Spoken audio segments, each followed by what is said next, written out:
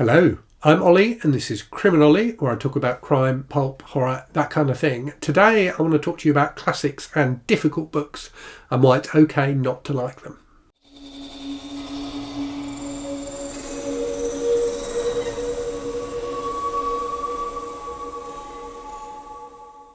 So this video was inspired both by my own experiences of trying to read War and Peace by Leo Tolstoy and also by some comments that Brian at the channel Bookish made on one of his videos where he talked about the author Cormac McCarthy and was kind of musing about the fact that McCarthy's books often seem to be very deliberately difficult to read and understand, and whether people generally and critics perhaps in particular place more literary value on difficult books than they do on simple books. So I thought that was a really interesting topic. And as I was struggling to read War and Peace, I was kind of reflecting on it and thought I would make a video that kind of hopefully marries the two things together reasonably well. So let me start by talking about War and Peace. So War and Peace by Leo Tolstoy, obviously, is a book that I attempted to read and failed to. So I DNF'd it after about 120, 130 pages, something like that. So I feel like I gave it a good shot. I read almost, 120, 130 pages is a lot to read. In the case of War and Peace, it's less than 10% of the whole book, which is one of the reasons why I then chose to DNF it. So I was reading it as part of a project I've been doing to read 12 classic books that were recommended by Michael K. Vaughan on his channel. So if you don't know Michael, and you probably do because his channel's huge and fantastic, Michael is someone who talks about a wonderful variety of books on his channel. So he's very at home talking about classics like these 12 that I was trying to read, and clearly loves them as well. You can see his passion for these books, kind of coming through the screen at you when he's talking about them. But he also talks about all sorts of other stuff. So he talks a lot about like vintage science fiction, about comic books, about like pulp fiction authors like Robert E. Howard and people like that. So he really talks about a wonderful range of stuff on his channel. But is incredibly well read in the classics and far better read than I. And the reason I decided to do this, set myself this project of reading these 12 books is because I was very aware that there are lots of gaps in my reading.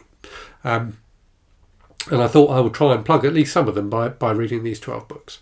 And my experience of reading those 12 books has not been great. So I haven't finished doing the project, and I'm formally announcing now that I'm not going to finish doing the project. I've decided it's too much pain. It's just not working for me as a reading experience. So the books I've read so far. So let's talk about the ones I finished first. So I read Frankenstein by Mary Shelley, the 1818 version. So I'd read the 1831 version before and really enjoyed it. I read the 1818 version and enjoyed that even more. So that was a big hit for me. I think Frankenstein's a fantastic book, and I did a review of it on the channel. I also read Moby Dick by Herman Melville, which again I thought was fantastic. I really loved it. I liked it far more than I expected to. I thought it was a really, really interesting book, and I thought the way that Melville wove together the kind of adventure story with the kind of more factual stuff was really skillfully done and made for a really rich and enjoyable book. And I could completely see why it's earned its place in like the literary canon. So those ones were big hits. Two that I finished, one that I finished that was less of a big hit was the Iliad by Homer, which I thought was okay. I didn't think it was great. I thought it was okay. And then I also have been reading the Sherlock Holmes stories by Sir Arthur Conan Doyle. So I've read the first two kind of novellas and the first short story collection from the complete Sherlock Holmes. And those I've been enjoying. I haven't loved them, but I've enjoyed them. And then we get on to the DNFs. So 3 DNFs. War and Peace, clearly one of them. I also DNF'd the Brothers Karamazov, I can never remember which it is, by Fyodor Dostoevsky, which I got, I don't know, I think I certainly got over 100 pages into it, and it just was not working for me as a book at all. And similarly, Great Expectations by Charles Dickens, I just couldn't get on with. I could not get into it. It just felt like a chore. And when reading feels like a chore, it's no fun, is it? It's not what reading should be. And I came to realise as I was reading these books, and then there's a bunch of other books on this list as well, which I haven't got to and now intend not to get to. I may well finish reading the Sherlock Holmes stories, I think, but the others I'm going to bin. So it made me realise that, I said earlier that I'd done this in order to plug holes that I perceived that I had in my my literary knowledge, and that feels like a worthwhile thing to do, doesn't it? But I think when you are reading a book because you feel you ought to read it rather than because you want to read it, that's not worthwhile, because you're almost, I wouldn't say you're inevitably not going to enjoy the book, because clearly Moby Dick I loved, and I do think it's worthwhile striving to improve the range of your reading and things like that. But what I've learned through the books I've read so far is that classics, by and large, just don't really work for me. And maybe rather than going from a prescribed list of classics, I should just wait and see which ones tickle my fancy. Basically, it's like I tried to read Jane Eyre by Charlotte Bronte. No, I didn't. I tried to read Pride and Prejudice by Jane Austen for Jane Austen July last year, and similarly with that, I just couldn't get into it at all. It just bored me to tears. Now, clearly, there are loads of people out there, Michael included, who love these books, who love these classics, who really get an enormous amount out of them. And I think that's fantastic. Whenever anyone loves a book, whatever that book is, whether it's a classic or a piece of trash, I think that's fantastic. But for me, these ones weren't working. And I do wonder. So tying this back to what Brian was saying on his channel about Cormac McCarthy. And I think Brian was suggesting, was asking, do critics and people who are, really into books, really invested in books, do we value books that are difficult more than we value books that are easy? Do we think that because a book is challenging for us to read, that means it is a better book? And by and large, I don't think that's true. I think we do. So there's two answers to that question. So I think we do tend to do that. I think we tend to think that difficult books are more worthwhile in some way, but I don't think that they are. And I think there's definitely something important about challenging ourselves sometimes and things like that. But I don't think a book has intrinsic value just because it's difficult.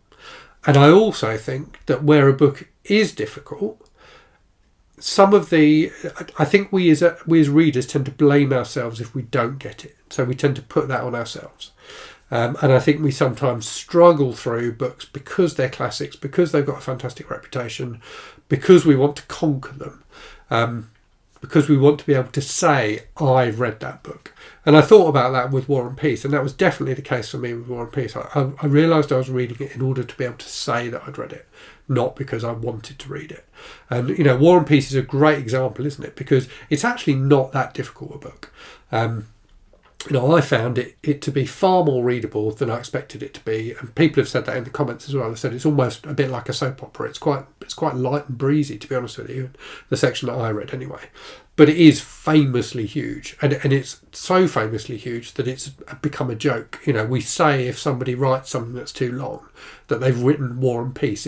It's come into it's become such an intrinsic part of our culture that we refer to it quite often. And in fact, I was watching, I can't remember what it was, but I was watching something the other night, and that phrase was used. Somebody accused somebody else of writing War and Peace.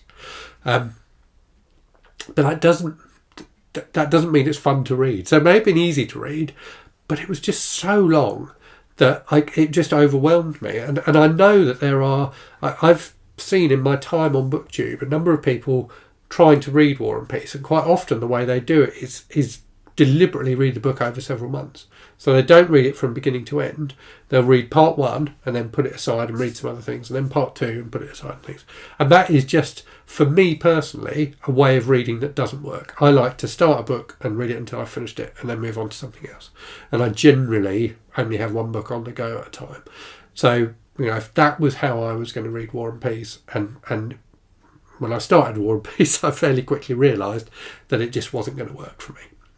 So, to go back to this question of difficult books or big books, I think we have a tendency to want to read them because it feels like something we should do, and to be able to almost get bragging rights to say that we've read them. And I'm not for a moment here suggesting that anybody who talks about these books and says that they love them is being disingenuous or anything like that. I know that there are people out there who love these books. Michael, I've talked about, clearly thinks they're fantastic and has got a huge amount out of them.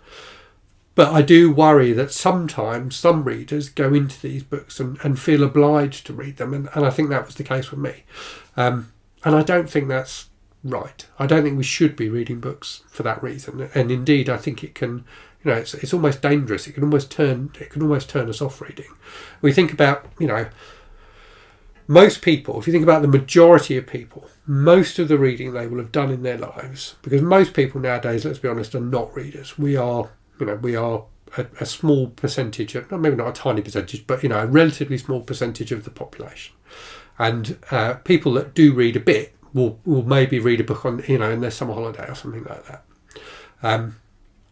People like us, people like me who make booktube videos, and people, I suspect most of you watching this, will read, will always have a book on the go. But most people will only really, the vast majority of the books they've read will have been books they've read at school, books they've been made to read. And I think that's where as a society, we kind of almost miss a trick. And as educators, we miss a trick because we force people to read books which actually they don't really enjoy, because we feel that these are books that are worthwhile because they're classics, because they're challenging in some way.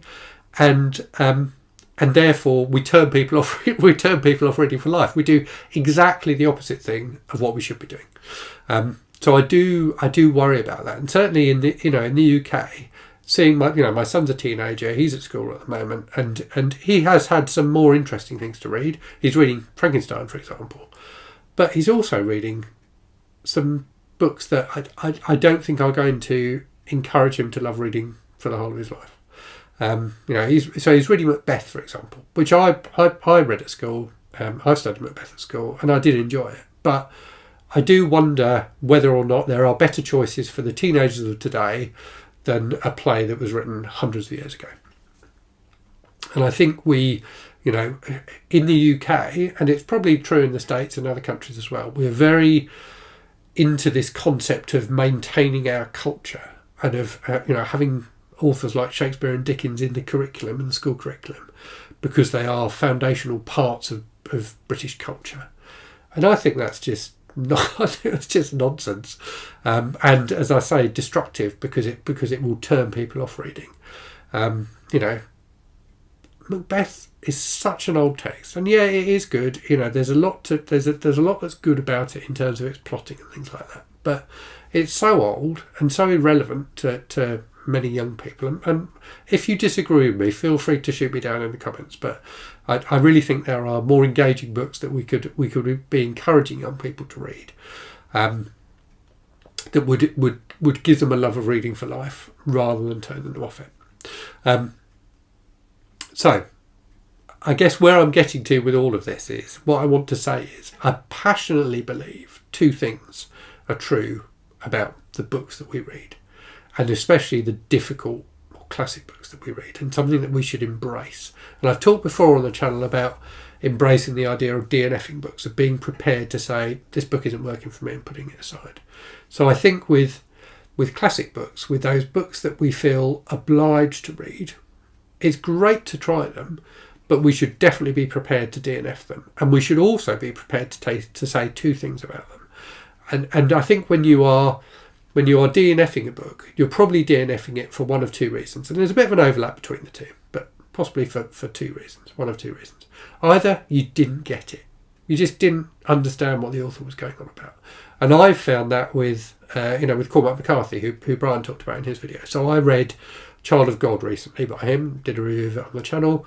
There was a lot I liked about the book, but I came away from it feeling like I didn't really understand why he'd written it.